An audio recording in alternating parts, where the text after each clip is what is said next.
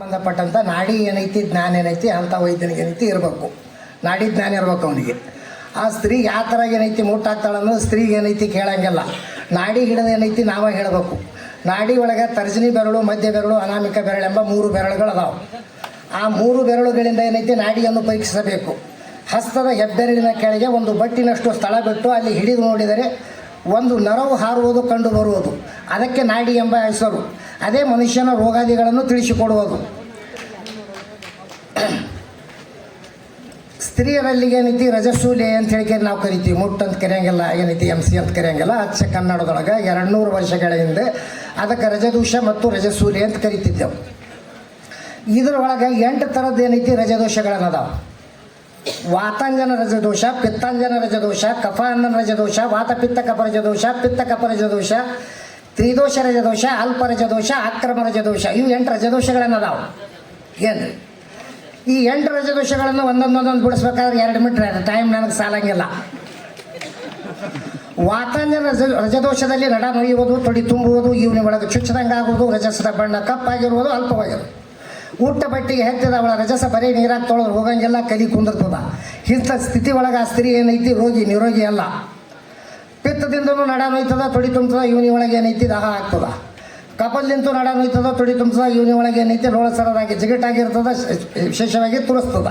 ಈ ಥರ ಏನ್ರಿ 8 ಥರದ ಏನೈತಿ ರಜದೋಷಗಳನ್ನದಾವು. ಈ ರಜದೋಷಗಳಿಗೆ ಔಷಧ ಏನಪ್ಪ ಅಂತಂದ್ರೆ ಹಿಪ್ಲಿ, ಶುಂಠಿ, ಮೆಣಸು, ಅಗಳ ಶುಂಠಿ, ಹುಣಸಿ ಗಿಡದ ಒಳತೋಟಿ ಇವು ಕಷಾಯ ಮಾಡ್ಕೊಳಕೇರಿ ರಜಸ್ಸೂಲಿ ಆದಾಗ 4 ದಿವಸ ಏನೈತಿ ಕುಡಿದು ಬಿಟ್ಟರೆ ಸಾಕು. ಈ ರೋಗನೇ ಎಲ್ಲ ಕಾಯಿಲೆ ಎಲ್ಲ ರಜದೋಷಕ್ಕೂ ಕೆಲಸ ಮಾಡ್ತದೆ. ಏನ್ರಿ ಈ ಥರ ಏನೈತಿ ಎಲ್ಲ ರಜದೋಷಕ್ಕೂ ಏನೈತಿ ಔಷಧಗಳದಾವ.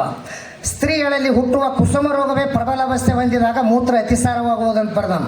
ಸ್ತ್ರೀಯರ ಜನನೇಂದ್ರಿಯಿಂದ ಹೊರಡುವಂಥ ಜಲಧಾತು ಅಕ್ಕಿ ತೊಳೆದ ಗಂಜಿ ಹಂಗೆ ಬೆಳ್ಳಗಾಗಿರುವುದು. ಅದು ಪ್ರಬಲ ಅವಸ್ಥೆ ಹೊಂದಿದಾಗ ಮೂತ್ರ ಅತಿಸಾರವಾಗುವುದಂತ ಬರ್ದಾನ. ಇದರ ಔಷಧ ಏನಪ್ಪ ಅಂದ್ರೆ ತಾಮ್ರಪತ್ರೆ ಮತ್ತು ಯಾಲಕ್ಕಿ ಕಾಳು ಕೊಟ್ಟರೆ ಈ ರೋಗ ಆರಾಮಾಗಿ ಬಿಡ್ತದೆ 1 ವಾರನೇ ಒಳಗೆ. ಏನ್ರಿ ಸ್ತ್ರೀಗಳ ಆಕ್ರಮ ರಜದೋಷ ಅಂದರೆ ಕಾಲ ನೇಮ್ ಇಲ್ಲ, ಟೈಮ್ ಇಲ್ಲ, ಟೇಬಲ್ ಇಲ್ಲ, 15 ದಿವಸಗಟ್ಟಲೆ ಏನೈತಿ ಡೇಟ್ ಹಾಕ್ತಾರೆ. ಅದಕ್ಕೆ ಆಕ್ರಮ ರಜದೋಷ ಅಂತ ಕರಿತೀವಿ. ಆಕ್ರಮ ರಜದೋಷದಲ್ಲಿ ಸಿಗಿನ ಮುಷ್ಟಿಯ ಕಪಲವನ್ನು ತಂದು ಕುಸ್ಬಿ ಎಣ್ಣೆಯಲ್ಲಿ ಅರೆದು ಸಣ್ಣ ಅಡಿಕೆ ಪ್ರಮಾಣ ಗಂಟನ್ನು ಕಟ್ಟಿ ಈವನಿಯಲ್ಲಿ ಇಡಲು ಕೊಡಬೇಕು. ಮೂತ್ರ ವಿಸರ್ಜನೆಯ ಸಮಯದಲ್ಲಿ ಆ ಗಂಟನ್ನು ಕಡಿಗೆ ತೆಗಿಬೇಕು, ಪುನಃ ಈವನಿಯಲ್ಲಿ ಧರಿಸಬೇಕು. ದಿನಂಪ್ರತಿ ಹೊಸ ಔಷಧ ತಯಾರು ಮಾಡಬೇಕು 3 ದಿವಸ. ಇದರಿಂದ ಈವನಿಯ ನಾನಾ ಥರದ ದೋಷಗಳು ದೂರ ಆಗುವು. 2 ನಿಮಿಷ ಸಾಕು. ನಾನು ಫೋನ್ ನಂಬರ್ ಹೇಳ್ರಿ. Phone number